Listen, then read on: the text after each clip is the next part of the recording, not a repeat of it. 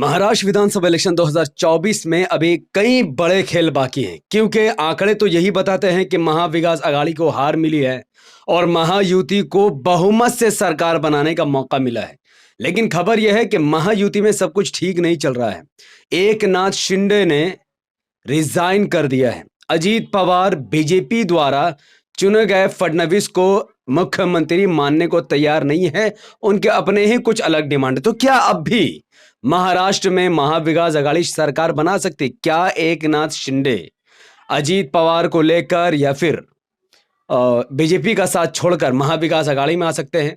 क्योंकि महाराष्ट्र में बहुत बड़ा खेल चल रहा है। साथ ही ये समझिए कि कैसे एक मौलाना ने इम्तियाज जलील साहब को हराने में एक अहम भूमिका निभाई और राज ठाकरे जो मुसलमानों के अंदर अपना आतंक फैलाता था, उसके पार्टी को ही पूरी तरीके से प्रतिबंध लगाने की तैयारी की जा चुकी है। पूरी वीडियो को विस्तार से समझिएगा और जानेंगे उससे पहले अस्सलाम वालेकुम वरहमतुल्लाहि वबरकात। अल्लाह के नाम से शुरू जो बड़ा मेहरबान और निहायत रहम करने वाला है। मैं हूं मोहम्मद नफीस अंसारी और आप देख रहे हैं द पॉलिटिकल।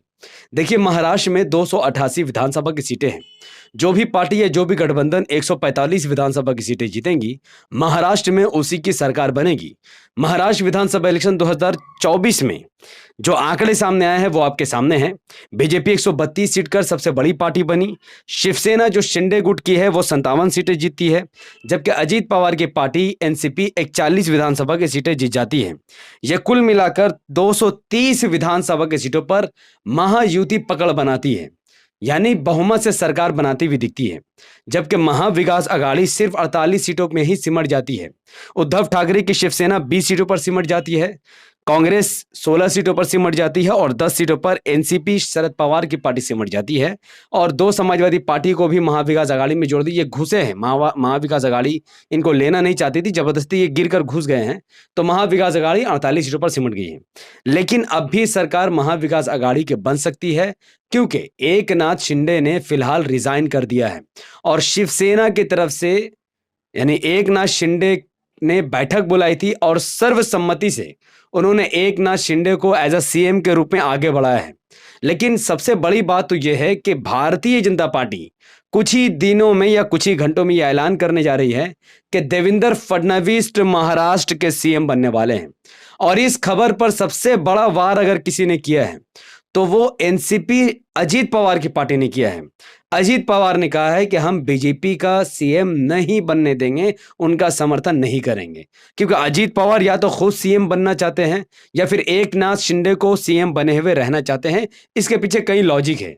सबसे बड़ा लॉजिक तो यह है कि एनसीपी को भारी तादाद में मुसलमानों का वोट मिला है।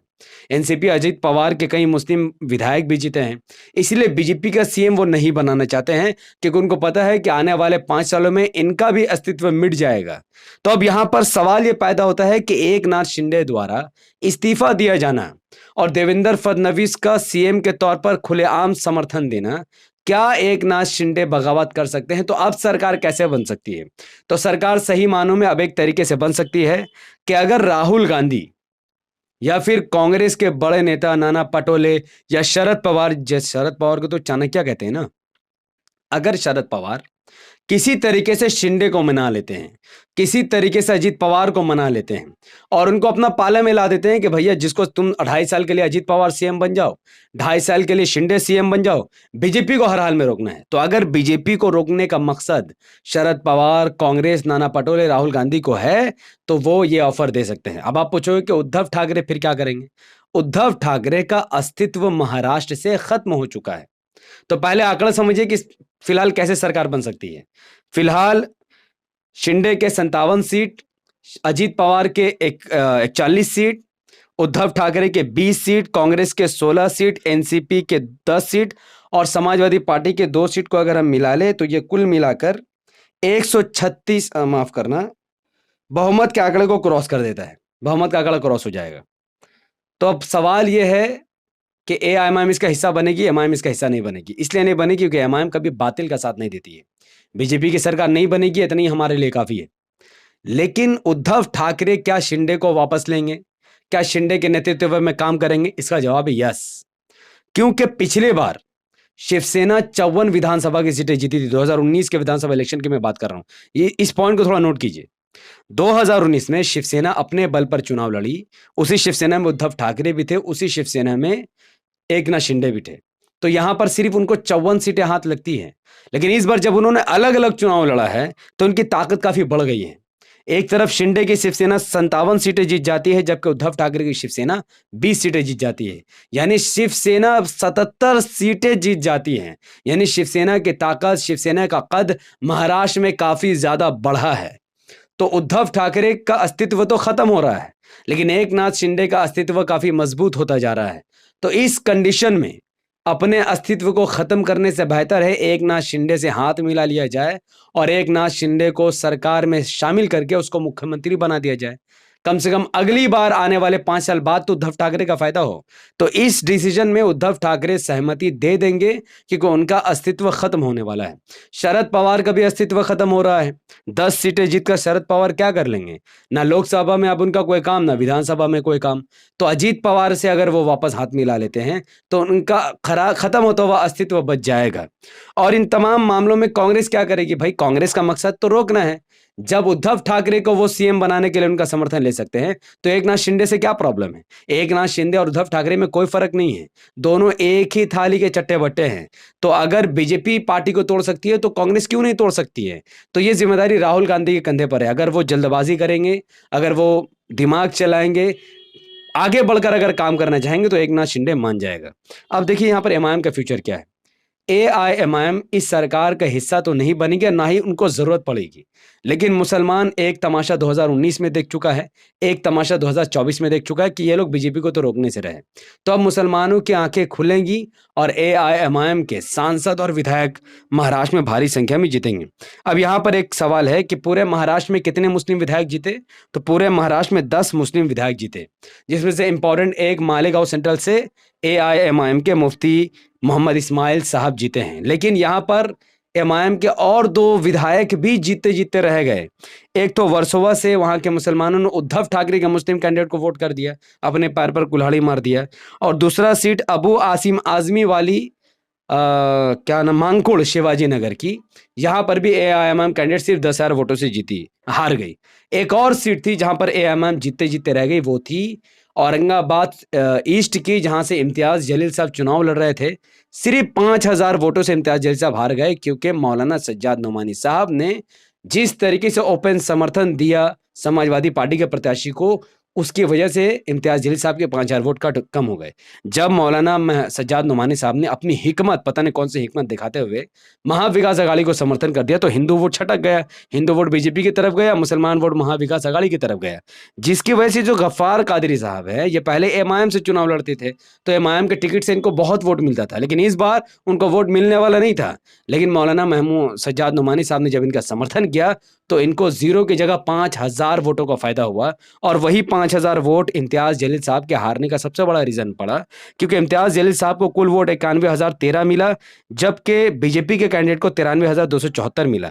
यहाँ पर समाजवादी पार्टी के वो कैंडिडेट जिनको मौलाना सज्जाद नोमानी साहब का समर्थन हासिल था, उनको 5,943 वोट मिला। और वंचित बहुजन अघाड़ी ने भी मुसलमान को हराने के लिए अपना मुस्लिम कैंडिडेट उतारा, जिनको 6,507 वोट मिला। तो मौलाना सज्जाद नोमानी की मेहरबानी से, समाजवादी पार्टी की मेहरबानी से, वंचित बहुजन अघाड़ी की मेहरबानी से इस सीट पर एमआईएम हार गए और बीजेपी जीत गए। तो मुसलमानों समझ जाओ तुम्हारा दुश्मन कौन है। मुसलमानों का दुश्मन वंचित बहुजन अघाड़ी है, बीजेपी का दोस्त समाजवादी पार्टी है, और दोनों बीजेपी के एजेंट और बी टीम है। और एआईएमआईएम अच्छा खासा मुकाबला कर रही थी, सिर्फ षड्यंत्र की वजह से वो हार गई। और अब मौलाना सज्जाद नोमानी साहब माफी मांगते हुए घूर रहे हैं। वो कह रहे हैं कि मैं माफी मांगता हूं, जो बॉयकॉट वाला मेरा बयान था, मैंने पहले ही कहा था कि अगर महाविकास अघाड़ी हारी और जिस तरीके से खुला समर्थन सज्जाद नोमानी साहब ने दिया है, ये उनको बहुत नुकसान करेगा। शायद मेरी वीडियो उन्होंने देख ली है, इसीलिए वो माफी मांग रहे हैं। अगर आप उलमा कराम हैं, आप सही हैं, और अब कोई बात आप हिकमत और सोच समझ के कर रहे हैं, तो फिर आपको माफी मांगने की नौबत क्यों पड़ रही है? तो मौलाना सज्जाद नोमानी साहब को खुले तौर पर माफी मांगनी चाहिए कि मेरी वजह से एमआईएम का नुकसान हुआ, मेरी वजह से महाविकास अघाड़ी का नुकसान हुआ। मुझे हिकमत, जिस हिकमत के तौर पर मैं बात कर रहा, मुझे पता है आप क्या सोच रहे थे। आपको लगा कि महाविकास अघाड़ी सरकार बनाकर दिल्ली में सरकार बना लेगी। ये आपके दिमाग में गोबर भर दिया था महाविकास अघाड़ी ने, तो उस गोबर को निकाल लीजिए और एमआईएम को खुलकर साथ दीजिए। राज ठाकरे, जिसका आतंक मुसलमानों के अंदर था महाराष्ट्र में एक वक्त में, वो राज ठाकरे शून्य में आउट हो चुका है, एक भी सीट, एक भी खाता उनका नहीं खुला।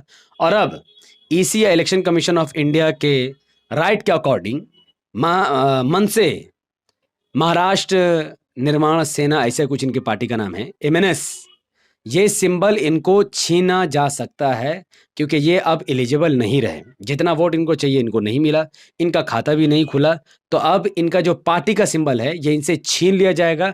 अब ये बीजेपी के हाथ में है, वो छीनेगी या नहीं छीनेगी, क्योंकि उसूल ये कहता है कि जब कोई पार्टी का कोई विधायक नहीं जीता और अगर जीता तो कुल 8% वोट उसको मिलने चाहिए।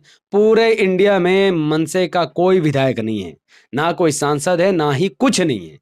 तो इसीलिए अब राज ठाकरे की पार्टी पर प्रतिबंध लगने वाला है, राज ठाकरे की पार्टी बंद होने वाली है।